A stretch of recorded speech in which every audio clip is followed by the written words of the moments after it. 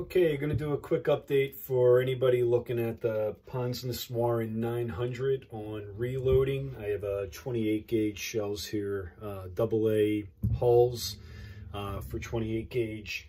I just figured I'd just walk through one process here of reloading a shell just to give a tutorial. And then at some point here I'll upload the actual full process of reloading multiple shells in a row. But if anybody's never used this, figured I'd just give a quick overview. And just so you know, powder in the front, shot in the back.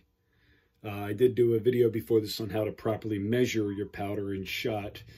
If you want to look that up, just to make sure you're doing it properly before you begin this process, because it's pretty darn important. So what we're going to do is take our shell that's empty and put it in the loading chamber here to then begin the process. So let me turn the camera here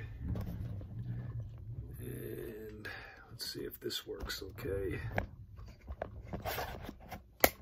Okay. All right. So we're going to take the handle and fully push it up. What that's going to do is move the station forward. So when we bring the handle down, make sure it's pushed up fully, okay? We're going to bring it back down, and that's going to engage the primer to be injected into the shell. So first step will be the old primer is ejected, and then the new primer will then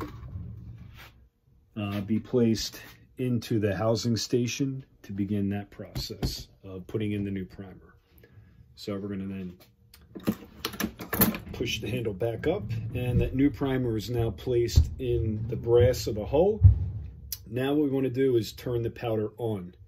So I'm going to switch on and then bring the lever back down, which will move the hull into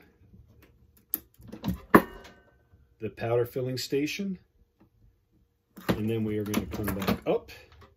Because I'm only doing one shell, I'm going to turn the powder off. If you don't do that, it'll continue to drain out everywhere. Then we're going to get a hole, or a wad. Got the wad here. I'm going to put the wad into the wad station. Gently put it in, you don't have to press it down. And then we're going to move the shell back now into the next station, which is injecting the wad into the hull with the new primer. And we'll go back up, fully up with the lever. Now we're going to turn on the shot here. This will now place the shot into the hull. All the way down. Back up. We're going to turn the shot off so that it doesn't leak all over the table. You can see here that the shot is now in the hull. And we're going to go back down, and we're just going to start compressing the shell now. Up. Another one. Up. And then the last one. All the way down. And that comes out of the back. What we have here is a completed shell. Still need to work a little bit here to get a little bit tighter of a compression on the top. But all in all, not bad. New primer in place, and that's the way you use the Ponsness 900.